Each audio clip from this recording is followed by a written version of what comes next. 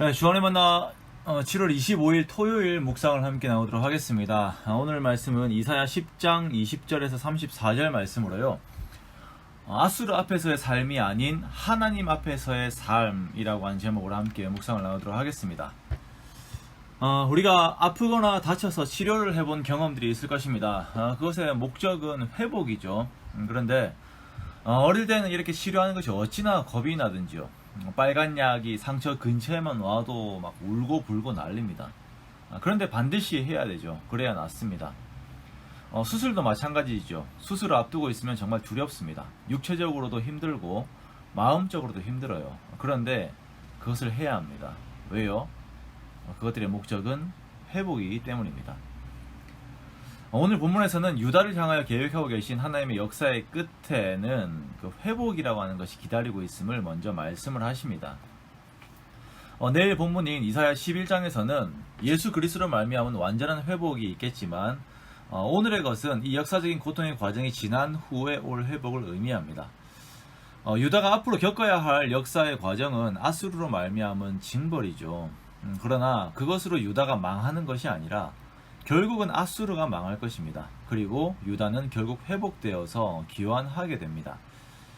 하나님께서는 이렇게 앞으로 일어날 일에 대한 성격을 말씀하시면서 너희들에게 고난이 온다라고 했을 때 그 고난에 집중하여서 그 모든 마음을 고난에 빼앗기는 것이 아니라 그 고난을 주관하시는 하나님께 마음을 둘 것을 말씀하십니다. 그리스도인들이 고난을 겪을 때에 그 고난이 유익된 것은 고난으로 말미암아 결국은 이들이 하나님께로 마음을 돌이키게 되기 때문입니다. 그래서 시편 119편 71절에 보면 고난당한 것이 내게 유익이라 이로 말미암아 내가 주의 율례를 배우게 되었나이다 라고 말씀을 하고 계시죠. 이러한 성격 때문에 고난은 포장된 하나님의 축복이다 라고 표현을 하기도 하고요. 그리고 하나님께로 돌이키기 위한 확성기다 라고 표현을 하기도 합니다. 즉, 내 삶 속에 나를 힘들게 하는 사람, 그리고 정말 나를 부담스럽게 하는 환경들, 내 자아의 어떤 요소들이 있을 때에 그것들에게 시선을 빼앗기는 것이 아니라 그 뒤에서 기다리고 계신 하나님께 우리의 시선을 돌려야 하는 것입니다. 보통 우리가 고난을 당하게 되면 그 고난의 원천의 모든 에너지를 빼앗기게 됩니다. 낮에도 생각을 하게 되고, 그리고 밤에도 생각을 하고, 원인을 생각하고, 과정을 그리고 결과를 예상합니다. 그런데 그러면 그럴수록 마음에는 불안이 있고 삶은 경직되고 희망보다는 절망의 그림자가 우리를 사로잡게 돼요. 하지만 성경에서는 이 고난의 과정을 통하여서 나를 더욱 다듬으시고 회복시키시려고 하는 하나님의 마음이 있다는 것을 항상 상기시키십니다. 비록 유다가 그 죄로 말미암아서 아수르로 인한 징벌을 받게 되지만 하나님의 마음은 유다를 향한 징벌이 아닌 이들의 회복인 것입니다. 자, 그렇다면 우리는 이러한 고난의 상황들 속에서 내 눈을 고정하게 하는 아수르가 어떤 것들이 있는지를 구별을 해야겠죠. 앞에서 말씀드린 것처럼 그것이 사람이 될 수도 있고 또한 내가 불안해하는 미래가 될 수도 있고 어떤 환경이 될 수도 있습니다. 그것들이 마치 내 인생을 좌지우지할 것처럼 보여요. 그러나 24절의 말씀에 따라서 그러므로 주 만군의 여호와께서 이르시되 시온에 거주하는 내 백성들아 아수르가 애굽이 한 것처럼 막대기로 너를 때리며 몽둥이를 들어 칠지라도 그를 두려워하지 말라라고 하는 이 말씀에 따라 내 삶의 아수르 앞에서의 그 아수르 앞에서의 태도가 아닌 하나님 앞에서의 태도를 우리가 갖추면서 살아야 하는 것입니다. 즉 고난을 두려워하는 것이 아니라 이 고난을 주관하시는 하나님을 내가 두려워해야 하는 것입니다.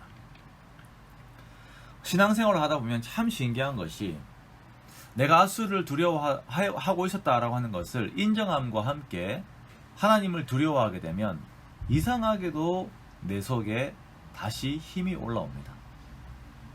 내가 하나님을 두려워할 때에 하나님께서는 하나님 앞에서 나를 벌벌 떠는 인생으로 만드시는 것이 아니라 계속 힘이 솟는 삶으로 만들어주세요. 이것이 정말 신비한 신앙의 영역입니다.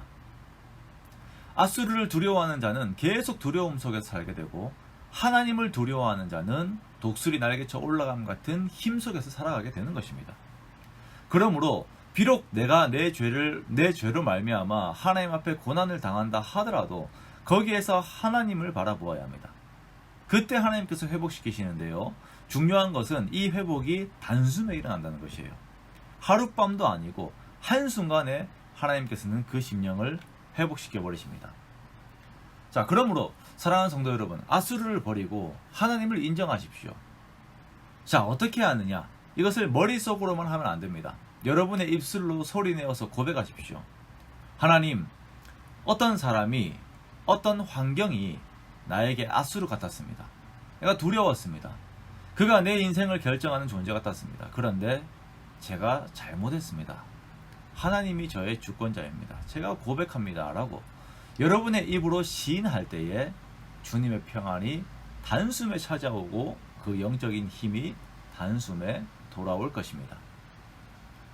이렇게 이기는 삶을 함께 살아갑시다.